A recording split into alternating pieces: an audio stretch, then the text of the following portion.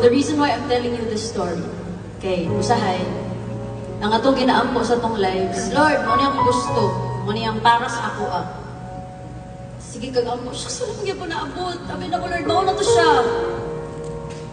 Ganang nawala pa man. Kasi TJ po, hindi man siya akong dili siya akong giampo. Nga tao. Ito, katawanan ko tinong yun. I never prayed for TJ to be part of my life. But the thing is, what was wrong with that is I underestimated God. Na feeling na ko, maulang niya ang akong deserve. Maulang niya ang type sa tao na akong deserve. Feeling na ko, ang mga tao nga para na TJ, dapat dito na siya sa mga tao masus. Dapat inahan niya mga naabot sa kinabuhi, inahan yung klaseng tao. But pag ang ginawang mag-decide kung unsa ang para sa imuha, o dyan na ang tao na maabot para sa imuha. O dyan na ang in-laws na maabot para sa imuha.